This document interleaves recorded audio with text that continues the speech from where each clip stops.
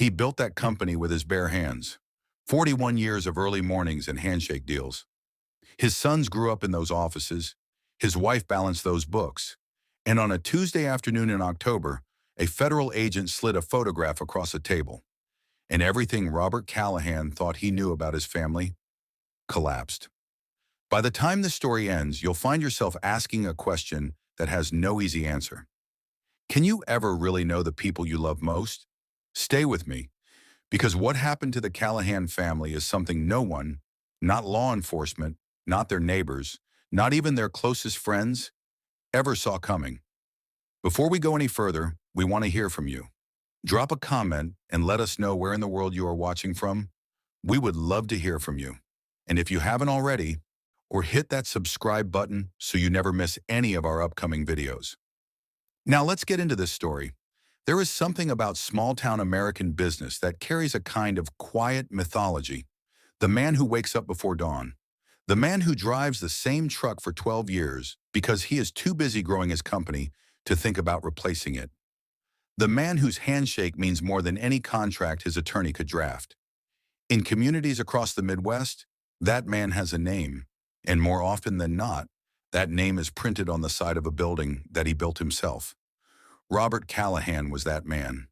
And for 41 years, every person in his orbit, his wife, his children, his employees, his neighbors, his banker, and his God, would have staked their life on that truth. Robert Callahan was born in 1956 in a mid-sized town in southern Ohio, the second of three children raised by a pipe fitter father and a school librarian mother. His childhood was not remarkable by any measure. He played baseball badly, liked history more than anyone admitted, and learned early that work was not something you complained about. It was something you did. When he graduated high school in 1974, he spent 2 years working in a hardware distribution warehouse before enrolling in a regional college to study business. He was not the brightest student in any of his classes. He was, however, the most relentless. His professors remembered him not for his grades, but for the questions he asked after class, the ones that suggested his mind was already building something before he had any idea what that something would be. For he met Margaret Lynn Everett in the fall of his junior year. She was studying accounting.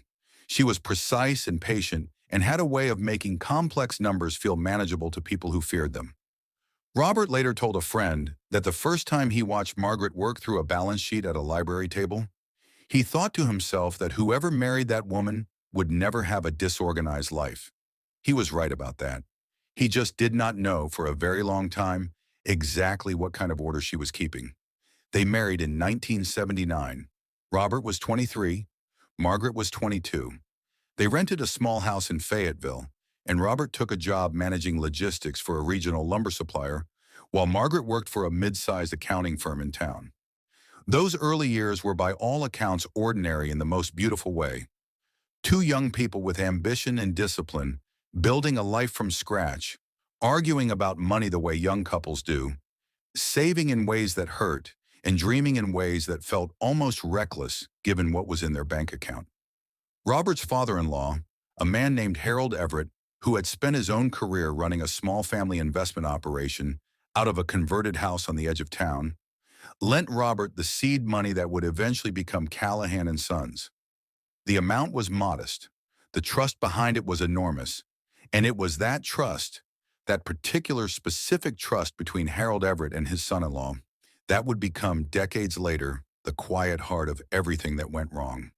Callahan and Sons was formally incorporated in 1983, or the company's initial focus was building materials distribution, connecting regional contractors and developers with suppliers across a 3-state corridor in the Midwest. Robert understood that market because he had spent years working inside it. He knew the inefficiencies, he knew the relationships, he knew which suppliers were reliable and which ones would leave a contractor stranded 2 weeks before a deadline. That knowledge, combined with a work ethic that bordered on compulsion, made the early years of Callahan and Sons into exactly the kind of steady success story that American business mythology was built on. By 1987, the company had 6 employees and 3 delivery contracts. By 1991, they had 22 employees and a regional reputation that had begun to attract clients from outside the original 3-state area. And by the mid-1990s, Robert Callahan was the kind of name that came up when other businessmen in the region talked about what good looked like. Margaret had joined the company's internal accounting operation in 1989. It was a natural transition. She had the skills, she understood Robert's vision better than any outside hire would, and the growing volume of contracts demanded someone with a more sophisticated financial eye than what Robert could manage alone. She built their internal audit process from the ground up. She designed their vendor payment structure. She trained every junior bookkeeper who came through the office over the next 2 decades. And she did all of it with a thoroughness and composure that made the people around her feel that the financial backbone of the company was in the steadiest possible hands. Well, she was right that it was in steady hands. She just never told anyone whose hands those really were. Robert and Margaret had 2 sons. James, born in 1982, was the eldest. He was his father's son in almost every visible way: quiet, methodical, uncomfortable with conflict, and absolutely relentless once he committed to something. He grew up in those offices the way some kids grew up on baseball fields. By the time he was in high school, he could tell you which supplier had the shortest lead times, which clients always paid late, and why the third quarter numbers were always slower than the second. His father loved that about him. James joined the company full-time in 2004, straight out of college, turning down a corporate offer in Atlanta to come home and do what he had always believed he was meant to do. Their younger son, Daniel, yes, took a different path. He moved to Seattle in his mid-20s and worked in technology, staying close to the family emotionally, but distant from the business entirely. Daniel Callahan would later describe himself, in conversations with people who knew the family, as the one who got out without knowing there was anything to get out of. By the mid-2000s, Callahan and Sons had grown into a genuine regional institution. More than 60 employees, contracts with developers and contractors across 4 Midwestern states. A reputation for reliability so solid that clients who had worked with the company for 20 years routinely turned down competitive bids from cheaper suppliers because they simply did not trust anyone else the way they trusted Robert Callahan. Robert had coached Little League for 11 straight years. Well, he knew the names of every employee's children. He showed up at funerals. He helped clients who were going through rough patches by quietly extending payment terms without making a production of it. He was, in the most uncomplicated sense of the phrase, a good man. Every person who worked for him, did business with him, or lived near him would have told you that without hesitation. Some of them still say it today, even knowing everything they know now. And that is perhaps the most quietly devastating part of this entire story. Because while Robert Callahan was building that reputation, brick by brick, year by year, relationship by relationship, there was a second architecture being constructed in the financial foundation of his company. An architecture he never designed. An architecture he did not know existed. And an architecture that had been in place, quietly and methodically, since before he signed the incorporation papers in 1983. Harold Everett, Margaret's father, had been a complicated man. He was charming in the way that men of a certain generation learned to be charming. Not warm exactly, but capable of making you feel seen when he wanted something from you. His investment operation was technically legitimate in the way that many small financial enterprises of the 1970s and early 1980s were technically legitimate, meaning that no one had looked closely enough yet to say otherwise.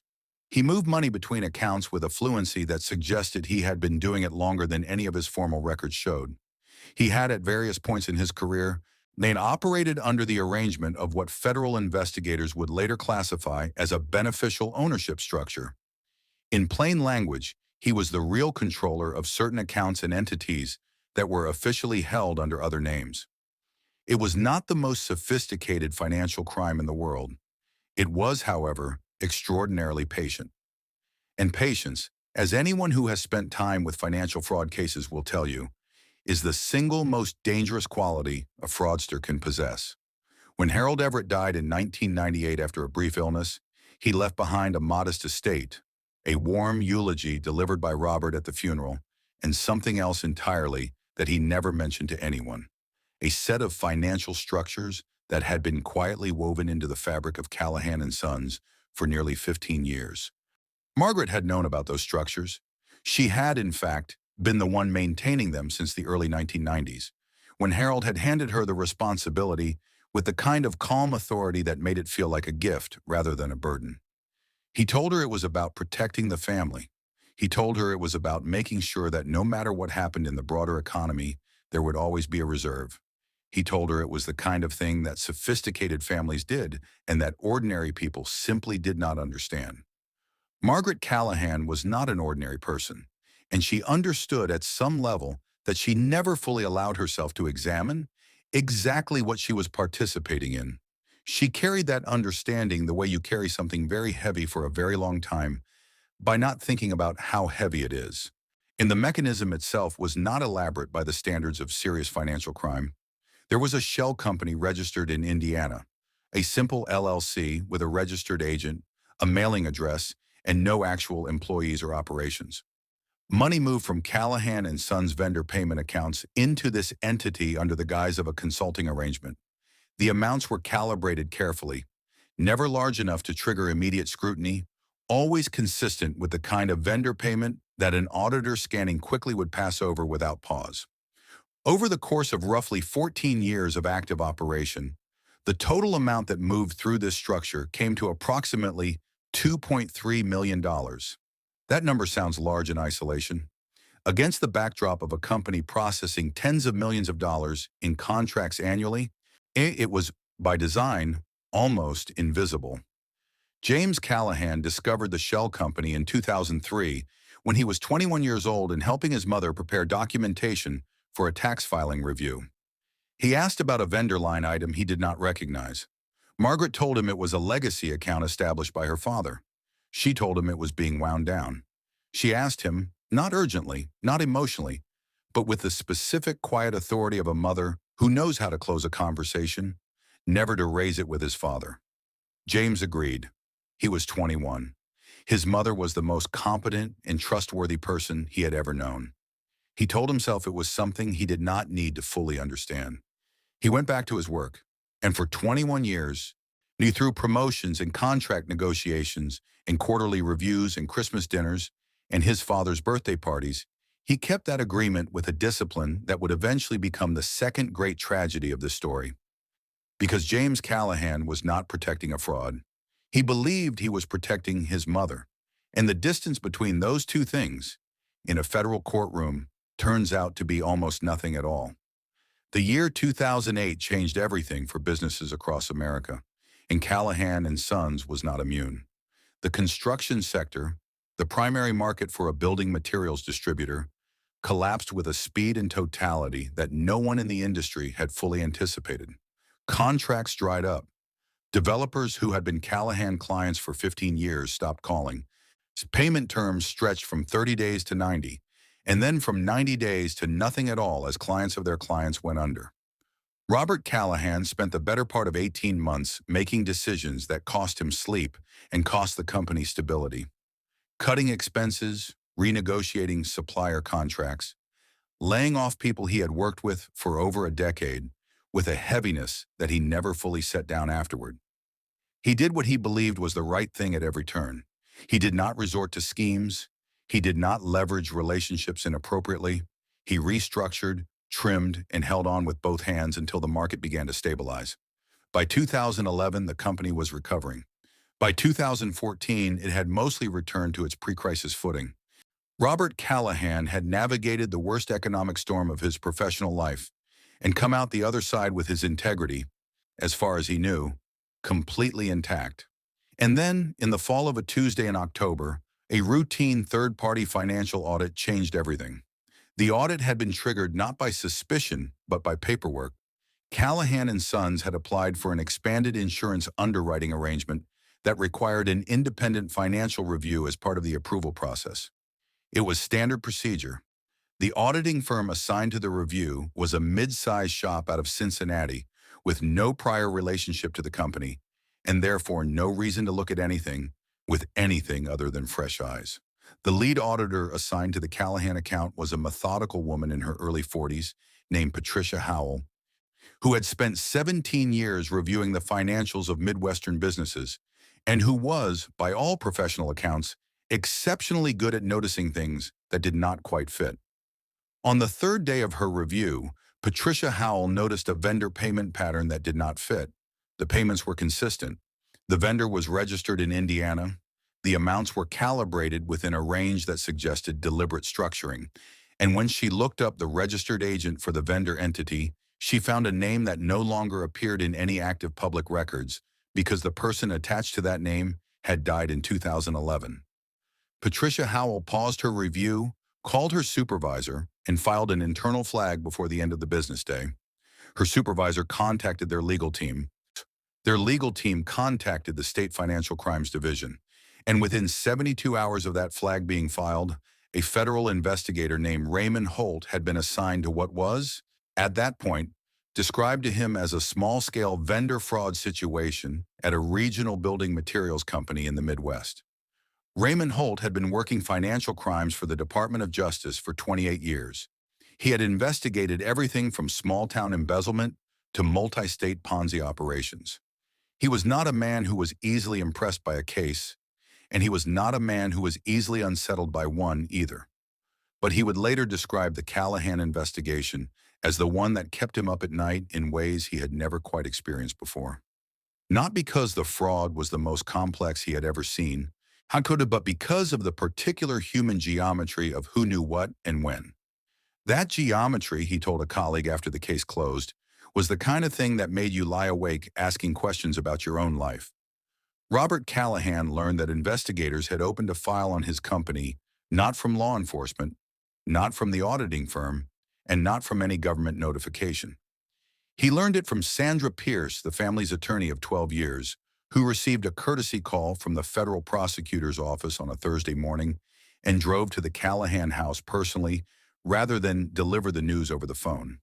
Sandra Pierce was a precise and careful woman who had handled enough difficult conversations in her career to know how to read a room in advance.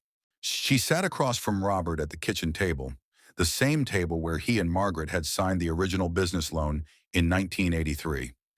And she placed a printed summary of the investigative flag on the surface between them.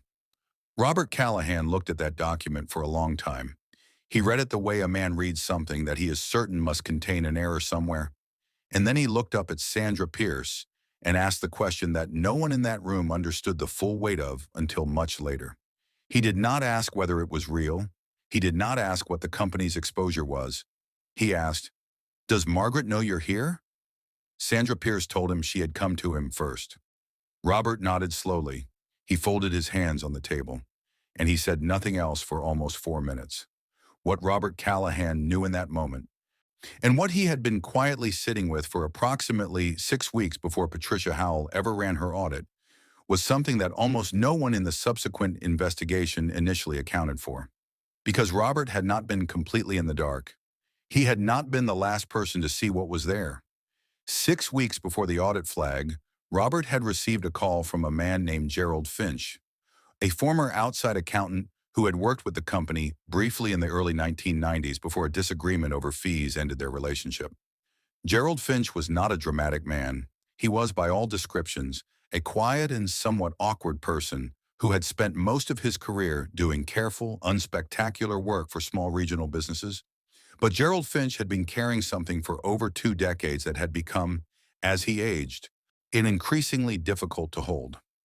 In 1992, while reviewing a set of Callahan & Sons quarterly documents that had been handed to him as part of a routine engagement, Gerald Finch had noticed a vendor line item he could not reconcile.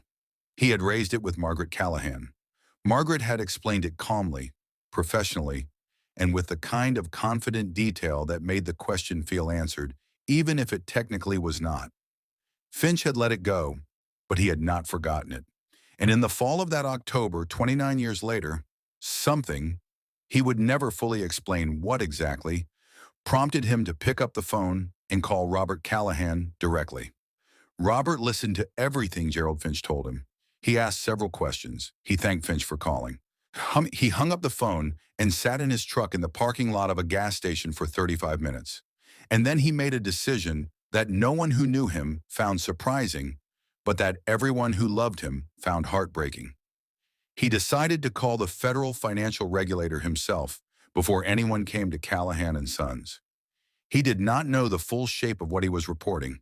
He did not know that the structure Gerald Finch had flagged in 1992 had been operating continuously for nearly 3 more decades. He did not know about the Indiana LLC or the dead registered agent or the $2.3 million in redirected vendor payments. What he knew was that something in his company's financial history was not right, and that the right thing to do, the only thing Robert Callahan knew how to do, was to put it in front of the people whose job it was to look at such things and let the truth land wherever it needed to land. It landed somewhere he had not expected. Raymond Holt's investigation expanded within days of the initial flag. What had been described to him as a small-scale vendor fraud quickly revealed itself to be something older and more architecturally complex than anything a single audit flag suggested. The Indiana LLC had a paper trail that ran cleanly back to a 1981 incorporation filing, 2 years before Callahan and Sons officially existed. That filing carried a signature on the third page that stopped Holt cold the first time he saw it, because the signature belonged not to Harold Everett and not to James Callahan, but to a woman who, only at the time of the filing, had been 24 years old and going by her maiden name. A woman who was now 63 years old and had been signing quarterly financial reports for one of the most respected family businesses in the region for 35 years. Margaret Lynn Callahan, born Margaret Lynn Everett, had built this structure before she ever walked into the offices of Callahan and Sons. She had carried it in with her like a piece of furniture from her father's house, and she had placed it inside the financial foundation of her husband's company so carefully, so gradually, so invisibly, that it had simply become part of the architecture, unremarkable, load-bearing, and unexamined. And Holt's team spent 6 weeks initially chasing what turned out to be a false trail. 3 other regional companies in the same distribution chain showed similar accounting anomalies that pointed investigators toward a broader supplier network conspiracy. Resources were allocated, warrants were filed, 4 states were touched, and then methodically, those leads collapsed. The anomalies at the other companies were coincidental accounting irregularities, not connected fraud. 6 weeks of federal effort consumed. And while that happened, a former Callahan employee named Dennis Varga, terminated in 2014 following a workplace dispute, approached the investigation with claims that he had witnessed financial irregularities while employed at the company. Investigators spent 3 weeks on Varga. His claims were embellished beyond what the evidence could support. He had seen nothing that any ordinarily observant employee would not have seen, and none of it pointed to anything that wasn't already in the investigation's existing file.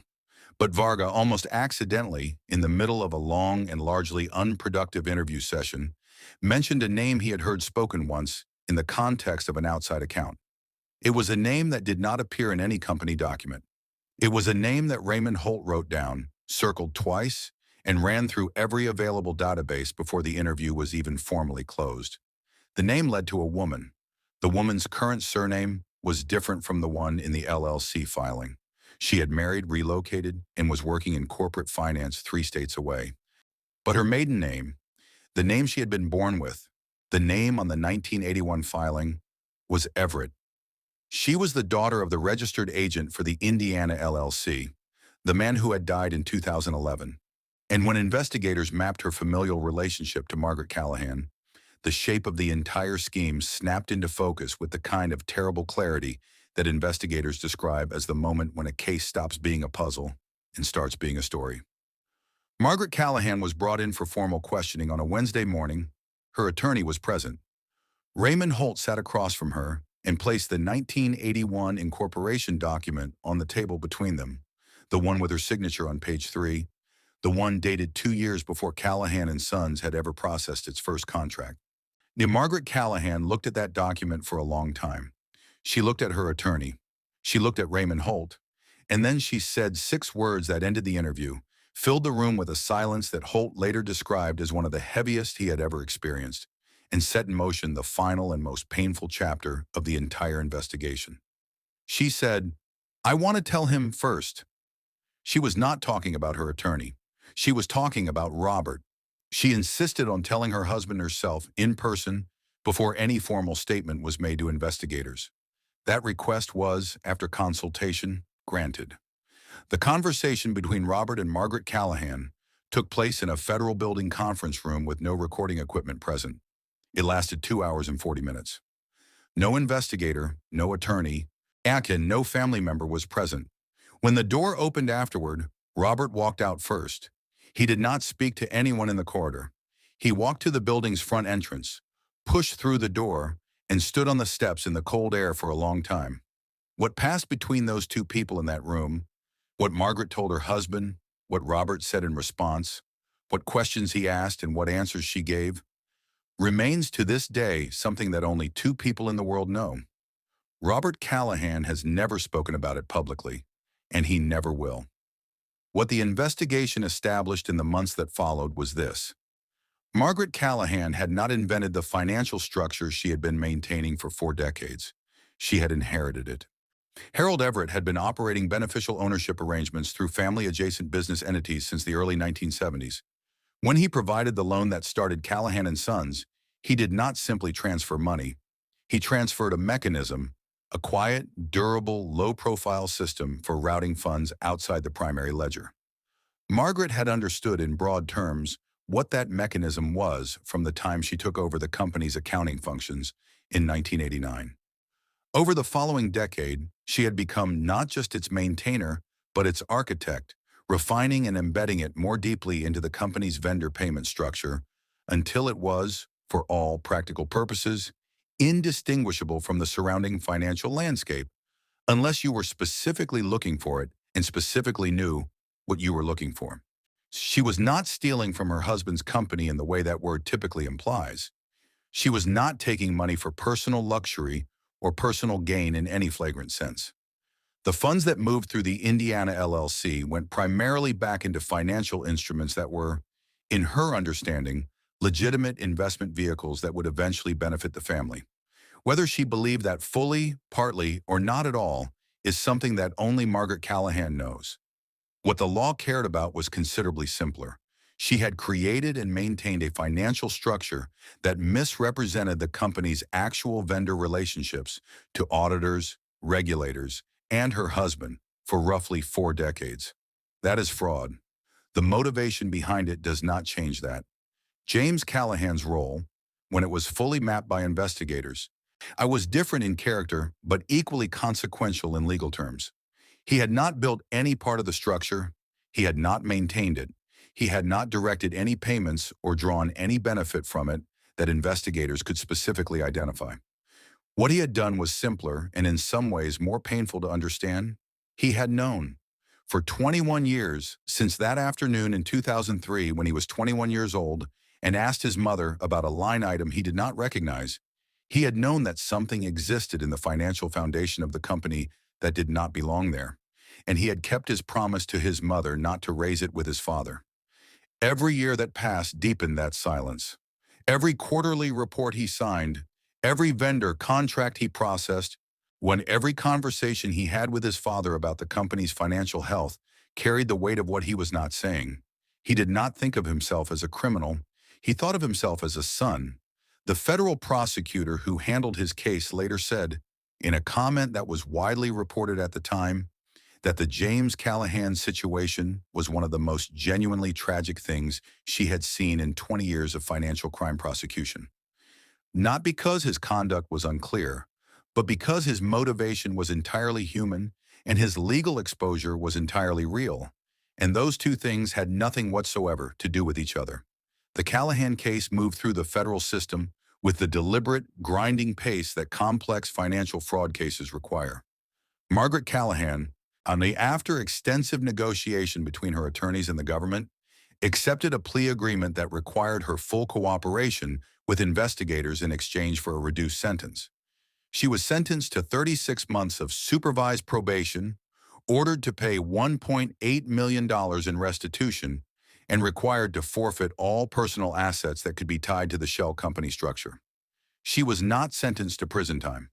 The reasoning, as laid out in the sentencing memorandum, acknowledged her complete cooperation, her lack of personal enrichment beyond what investigators could document, and the mitigating context of her father's original role in establishing the structure. It was not a comfortable conclusion for anyone who lost money in the scheme or for anyone who believed that 4 decades of concealment warranted a harder consequence. But it was the conclusion that the government determined best served the interests of justice, accounting, and the full picture of what had actually happened. James Callahan accepted a separate plea. He was sentenced to 18 months in a federal minimum security facility and ordered to pay restitution jointly with his mother. He served 11 months before being released on good behavior. He did not appeal. He did not speak publicly. He moved to another state shortly after his release and took a position managing inventory for a small hardware distribution company, an industry he had grown up in, one that he apparently could not entirely leave behind even after everything it had cost him. Robert Callahan was never charged. He was designated a material witness and cooperated fully with the government's investigation, including in ways that required him to testify about conversations with his wife and son that no man should have to repeat under oath in a federal courtroom. The prosecutor who worked with him throughout that process described his testimony as the most painful thing she had witnessed a man do voluntarily in 20 years of practice. She did not elaborate publicly on what she meant by that. She did not need to, because Robert Callahan had done something that almost no one in the case initially understood, and that most people outside the case never fully knew. He had been the one who started it. 6 weeks before Patricia Howell ran her audit and circled the Indiana vendor entry, 6 weeks before a federal flag was filed and Raymond Holt was assigned, Robert Callahan had called a federal financial regulator and reported a concern about his own company's financial history. He had not known the full shape of what he was reporting. He had not known what Gerald Finch's recollection from 1992 would ultimately connect to.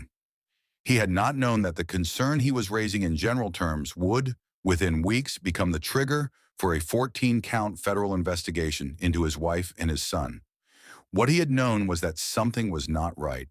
And in 41 years of running a business, in 4 decades of being the man whose name was on the building and whose word was on every deal, the one thing Robert Callahan had never been able to do was let something that was not right stay that way.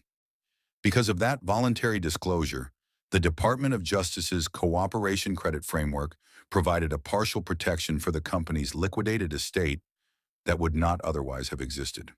The civil forfeiture exposure that might have consumed everything, including the family home, the personal accounts, the modest retirement savings that Margaret had built outside the company's structure, was significantly reduced. Robert received a settlement from the liquidation of Callahan and Sons' assets that was sufficient to pay off the family home and cover a portion of the restitution obligations personally. It was not a vindication. It was not a restoration of anything that had been lost. It was a small, practical mercy extended to a man who had done the right thing at a moment when almost no one would have blamed him for doing something else. Callahan and Sons was sold in a liquidation proceeding 8 months after the final sentencing. A regional competitor purchased the operational assets for a fraction of their estimated value. The company name was removed from the building within a week of the sale being finalized.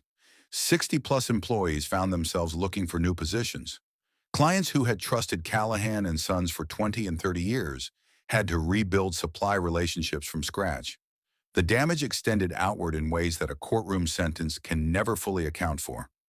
The small businesses that depended on the company's reliability was the employees whose families had structured their lives around the stability of that employer, the community whose identity was quietly shaped by the presence of a business that had been there for 4 decades. Robert and Margaret Callahan remain married. They live in the same house they have lived in for 30 years, on a street where some of their neighbors still do not make eye contact when they pass. Neither has given any public statement since the day sentencing concluded. They have not spoken to journalists, to documentary filmmakers, or to the true crime community that has, in the years since the case became public, taken a notable interest in the particular human dimensions of what happened. Whether they still speak to each other about any of it, whether the conversation that lasted 2 hours and 40 minutes in that federal building conference room was the beginning of something they are still working through or the end of something they have both quietly agreed to set down, no one outside that house knows, and perhaps no one outside that house needs to. Gerald Finch, the man whose phone call set the final chain of events in motion, was never publicly identified during the investigation. He had requested anonymity, That request was honored by every party involved. He was not celebrated. He was not acknowledged in any public filing. He was simply the quiet, unremarkable man who made a phone call that cost one family everything it had built and perhaps preserved, in some narrow but significant way, what remained of one man's integrity. Raymond Holt retired 2 years after the Callahan case closed. He was 61. In a brief interview with a regional business publication, the only interview he ever gave about the case, he described it as the one case he thought about when he could not sleep. He was asked whether he thought justice had been served. He paused for a long time before answering, and then he said something that the journalist who interviewed him said she has never stopped thinking about. He said that in every financial fraud case he had ever worked, there were numbers and there were people, and usually the numbers were the story. In this one, he said, the people were the story, and he was not sure that any courtroom sentence had ever been designed to address what actually happened between those people. Then he thanked the journalist for the interview and said he had to get to a grandchild's baseball game. So here is where we land. Not in a verdict, not in a clean resolution, not in any satisfying conclusion that wraps the story of the Callahan family into something you can set down and walk away from without the weight of it following you. We land instead in a question, the same question that Robert Callahan almost certainly asked himself in that parking lot, in that cold air, standing on those courthouse steps. The same question that James Callahan has been living with since he was 21 years old and made a choice that felt like loyalty and turned out to be the most expensive decision of his life. The same question that Margaret Callahan has been sitting with since, well, possibly since the first time she signed a quarterly report that she knew was not telling the whole truth. The question is this: what do you do when the thing you are protecting and the thing you are hiding have become, over enough time, the same thing? There is no clean answer to that. There never is in stories like this one. The Callahans were not monstrous people. They were not criminals of the kind that the imagination reaches for when that word is used. Indifferent to the damage they caused. They were, in their various ways, people who made choices shaped by love and pride and the particular human capacity for not examining something too closely when examining it might mean losing it. Robert built a legacy. Margaret inherited a burden she could not find a way to put down. James chose a parent over a principal at an age when almost any son might have done the same thing. And the world, as it has a tendency to do, eventually showed up at the door with paperwork. The building still stands. The sign is different now. Inside, people who never knew the name Callahan go to work every morning, process contracts, negotiate supplier terms, and drive home at the end of the day without any awareness of the 41 years of history embedded in those walls. That is the particular mercy that time extends to places, even when it does not always extend it to people. And somewhere in a house on a quiet street, two people in their late 60s wake up every morning and go about the business of living with what they know about each other. Whether that is a kind of love or a kind of sentence, or whether at some point, those two things become indistinguishable, is not something any investigation can determine. That part belongs only to them. What belongs to the rest of us is the question that this story leaves behind. The question that Robert Callahan's life and the choices he made at the end of it makes inescapable. Not whether he was right to do what he did, but whether, if you had been standing in his shoes, holding what he was holding, knowing what he knew, you would have had the same strength to do it. Think about that. Really think about it. And then let us know in the comments, because we genuinely want to hear your answer. If this story moved you the way it moves everyone who takes the time to sit with it fully, subscribe to Talespin. Turn on notifications. Because the next story we are bringing you is one that will make this one feel like a warm-up. A family that looked, from every angle, like the definition of the American dream, and a set of decisions made over 20 years that prove once again that the most dangerous secrets are the ones kept by the people who love you most. That story is coming very soon. Do not miss it.